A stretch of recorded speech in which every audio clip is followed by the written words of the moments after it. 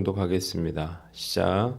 여호와께서 이와 같이 말씀하시되 너는 유다 왕의 집에 내려가서 거기에서 이 말을 선언하여 이르기를 다윗의 왕위에 앉은 유다 왕이여 너와 내 신하와 이 문들로 들어오는 내 백성은 여호와의 말씀을 들을지니라. 여호와께서 이와 같이 말씀하시되 너희가 정의와 공의를 행하여 탈취당한 자를 압박하는 자의 손에서 건지고 이방인과 고아와 과부를 압제하거나 학대하지 말며 이곳에서 무죄한 피를 흘리지 말라. 너희가 참으로 이 말을 준행하면 다윗의 왕위에 앉을 왕들과 신하들과 백성이 병거와 말을 타고 이 집 문으로 들어오게 되리라. 그러나 너희가 이 말을 듣지 아니하면 내가 나를 두고 맹세하노니 이 집이 황폐하리라. 여호와의 말씀이니라. 여호와께서 유다 왕의 집에 대하여 이와 같이 말씀하시니라. 내가 내게 길르앗 같고 레바논의 머리이나 내가 반드시 너로 광야와 주민이 없는 성읍을 만들 것이라. 내가 너를 파멸할 자를 준비하리니 그들이 각기 손에 무기를 가지고 내 아름다운 백향목을 찍어 불에 던지리라. 여러 민족들이 이 성읍으로 지나가며 서로 말하기를 여호와가 이 큰 성읍에 이같이 행함은 어찌 됨인고 하겠고 그들이 대답하기는 이는 그들이 자기 하나님 여호와의 언약을 버리고 다른 신들에게 절하고 그를 섬긴 까닭이라 하셨다 할지니라. 아멘. 오늘은 예레미야서 22장 말씀을 가지고 유다 왕을 향한 설교라고 하는 제목으로 묵상 나눔하도록 하겠습니다. 오늘 본문도 세 부분으로 나누어서 생각해 보겠습니다. 먼저 1절로 2절인데요. 2절 말씀을 봅니다. 한번 따라해 봅시다. 다윗의 왕위에 앉은 유다 왕이요 여호와의 말씀을 들을지니라. 하나님은 예레미야에게 유다 왕국으로 가서 하나님의 말씀을 전하라 그렇게 명령하십니다. 이것은 예레미야로서는 감당하기 어려운 그러한 말씀이죠. 절대 권력을 가진 왕을 꾸짖고 심판을 선언해야 했기 때문이에요. 이것은 매우 위험한 일이었습니다. 왕의 말 한마디면 그 자리에서 목숨을 잃을 수도 있었던 거예요. 그러나 예레미야는 전혀 주저하지 않고 왕 앞에 가서 담대히 하나님의 말씀을 선포합니다. 어떻게 예레미야가 이럴 수 있었을까 생각을 해보는데 가장 중요한 이유는 그가 하나님을 두려워하는 사람이었다라고 하는 것입니다. 그가 하나님을 두려워했기 때문에 다른 사람을 두려워하지 않을 수 있었다는 것입니다. 한번 따라해 봅시다. 하나님을 두려워하라. 우리가 정말 두려워해야 할 분은 창조주 하나님이시죠. 하나님이 우리의 생사 화복을 주장하시는 분이시기 때문이에요. 모든 것은 하나님의 주권 아래에 있다는 사실을 믿으시기를 바랍니다. 이 사실을 제대로 아는 사람은 사람을 두려워하지 않게 됩니다. 아무리 대단한 권력자나 돈이 많은 사람이나 유명한 인기인이라 하더라도 그들도 하나님 앞에서 보잘것없는 한낱 인간에 불과하다는 사실을 잘 알고 있기 때문이에요.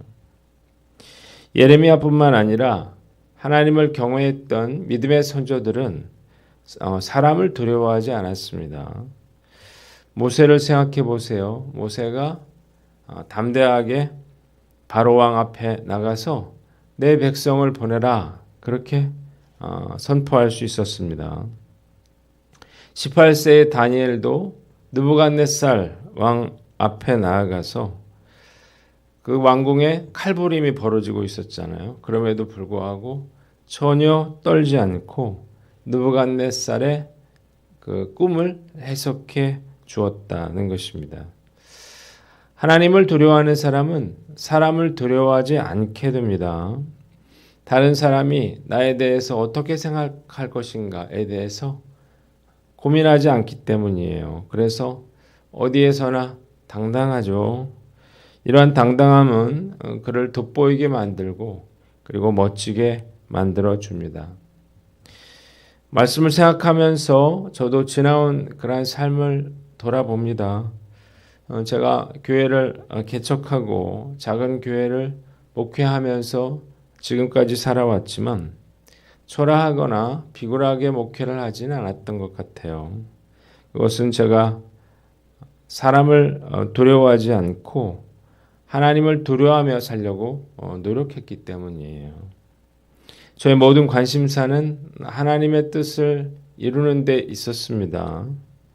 또 하나님께서 저를 어떻게 보실까? 어떻게 하면 하나님께 잘 보일 수 있을까 하는 것이 저의 주된 관심사였습니다.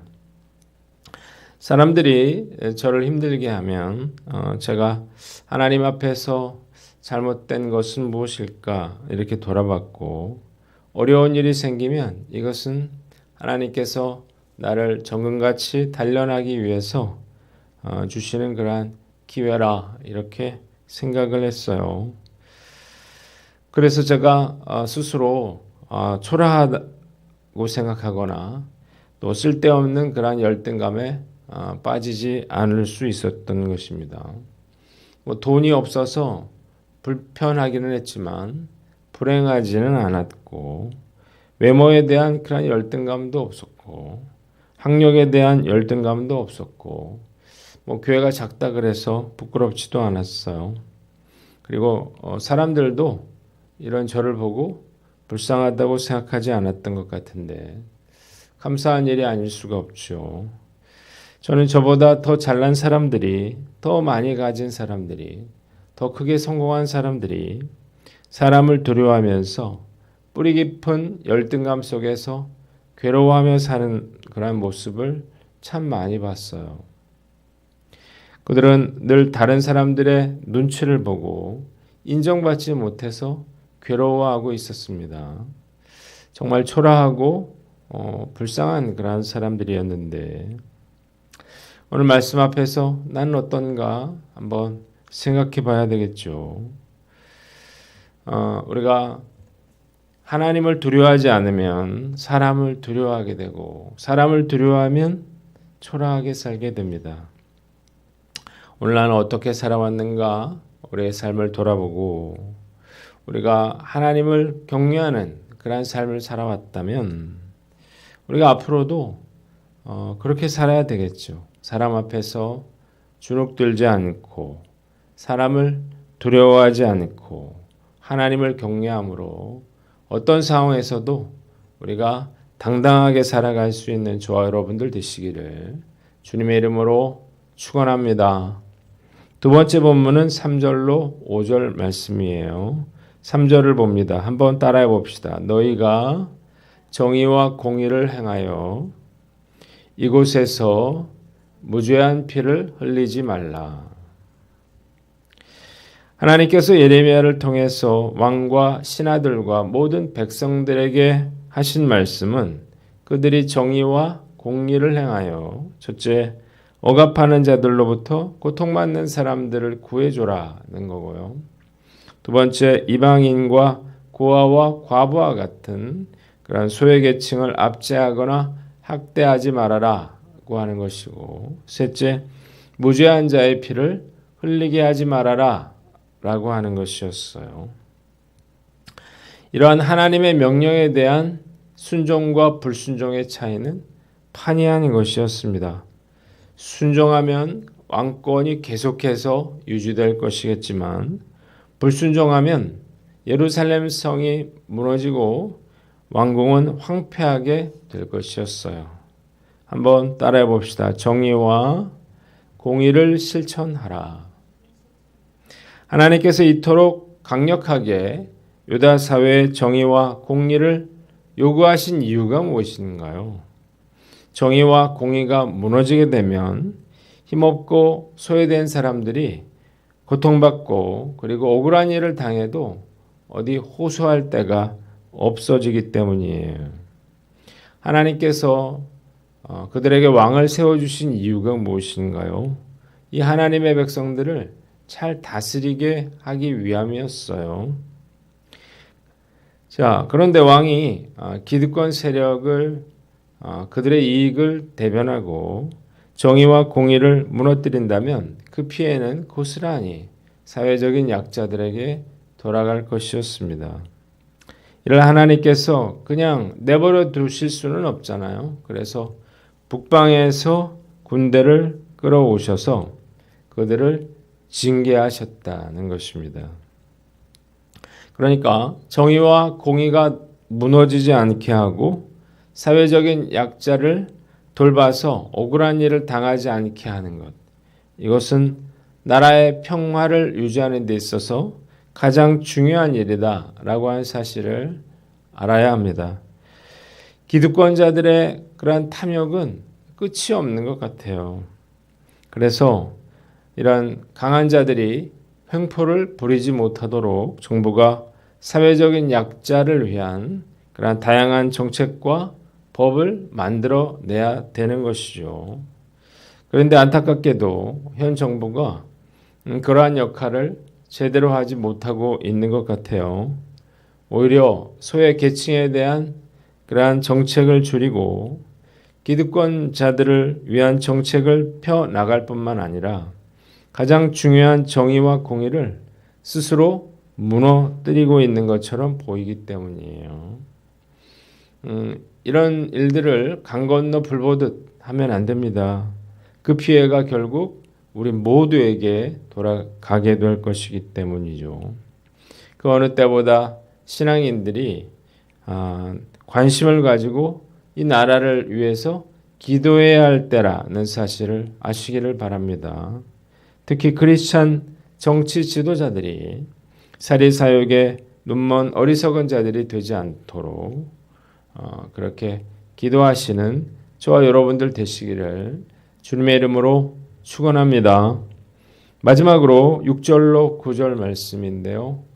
6절을 봅니다. 한번 따라 봅시다. 내가 내게 길르앗 같고 레바논의 머리이나 광야와 주민이 없는 성읍으로 만들 것이라. 하나님은 유다의 왕실에 대해서 내가 내게 길르앗 같고 레바논 산의 머리와 같았다. 그렇게 말씀하고 계십니다. 이 말씀은 멸망하기 전에 유다 왕실의 아름다움 또 풍요로움을 나타내는 그러한 비유였어요. 길르앗은 아름다운 그러한 목초지로 유명했고 레바논은 뭘로 유명한가요? 백향목 산지로 유명했어요. 하나님은 이렇게 풍요롭고 아름다웠던 이곳이 폐허가 되고 사람들이 살지 않는 곳이 될 것이고 또 하나님이 다 그렇게 황폐하게 만들겠다 그렇게 말씀하셨습니다. 이것은 그들이 하나님의 언약을 파기했기 때문이고 우상 숭배에 빠졌기 때문이고 그리고 한순간에 무너져 내린 예루살렘 성을 보면서 이방인들이 놀라고 조롱할 것이었습니다. 한번 따라해 봅시다. 주신 것들로 사명을 감당하라. 하나님께서 유다 왕실에 이런 권세와 영광과 풍요로움을 주신 이유가 무엇인가요? 이 백성들로 하여금 하나님을 잘 섬기게 하고 계명을 지켜서 하나님의 백성으로 살도록 만드는 것이었습니다. 그러나 그들은 하나님께서 주신 그러한 힘을 죄짓고 우상 숭배하는 데 사용했어요. 그래서 결국 그들은 한순간에 그들이 가졌던 모든 것들을 빼앗기게 될 것이었습니다. 말씀 묵상하면서 하나님이 나에게 주신 것들로 우리가 사명을 잘 감당해야겠다 이런 생각이 들었습니다. 우리 주변에는 유다 왕실처럼 하나님이 주신 그러한 시간이나 건강이나 물질, 재능을 잃어버리고 난 후에 후회하는 분들이 참 많다는 것입니다. 늦게라도 깨달은 것은 다행이지만 정말 안타깝다는 생각이 들어요. 좀 더 젊었을 때, 또 좀 더 풍요로웠을 때, 좀 더 높은 위치에 있었을 때 그것을 하나님의 나라를 위해서 사용했더라면 얼마나 좋았을까 이런 생각이 드는 것입니다. 하나님이 우리에게 무언가 주신 것이 있다면 그것이 무엇이든 우리가 하나님의 나라와 영광을 위해서 사용해야 한다는 사실을 믿으시기를 바랍니다. 결국에는요, 다 낡아질 거예요. 결국에는 다 사라지게 될 것들이에요. 우리가 아까워할 일이 없는 것입니다. 저는 젊은 시절부터 주님을 섬기며 살 수 있었는데 정말 감사하고 다행스러운 일이죠. 우리 청년들을 보면서 참 감사하다는 생각이 드는 건 제가 그렇게 살았거든요. 근데 우리 청년들이 그렇게 주님을 섬기면서 이 뜨거운 여름을 보내는 걸 보면서 참 감사하다 그런 생각이 들었어요. 우린 힘들어서 못 하잖아요. 그렇게 몇 주씩 이제 계속 그렇게 하려면 정말 저렇게 젊을 때 해야 되는구나 그런 생각이 듭니다. 하나님이 저에게 주시지 않은 것은 건강이에요. 90세가 넘은 지금까지 정정하신 저희 아버지와 달리 저는 어렸을 때부터 늘 병약하고 어딘가가 아팠습니다. 지금도 그래서 그런 거예요. 그래서 제 스스로 큰 일을 하기는 틀렸다 그런 생각이 드는데 그러나 후회는 없어요. 왜냐하면 나름 최선을 다해 왔기 때문이죠. 저희 남은 날을 생각해 보면 지금이 가장 좋을 때라고 한 사실을 저는 알게 됩니다. 주님께서 저에게 주신 것들이 하나하나 사라지기 전에 아낌없이 모든 것을 불살라 저에게 주신 그런 사명을 잘 감당해야겠다 그런 생각이 듭니다. 자, 여러분도 마찬가지죠. 하나님께서 여러분들에게 주신 많은 것들이 있어요. 우리가 그 모든 것들이 결국은 사라질 때가 온다는 사실을 우리가 알고 우리가 해야 될 일은 기회가 있을 때, 주어졌을 때 내가 뭔가 주님을 섬길 수 있을 때 최선을 다하는 거예요. 오늘 말씀을 통해서 하나님이 나에게 주신 것들로 최선을 다해 사명을 감당하는 저와 여러분들 되시기를 주님의 이름으로 축원합니다. 기도하겠습니다.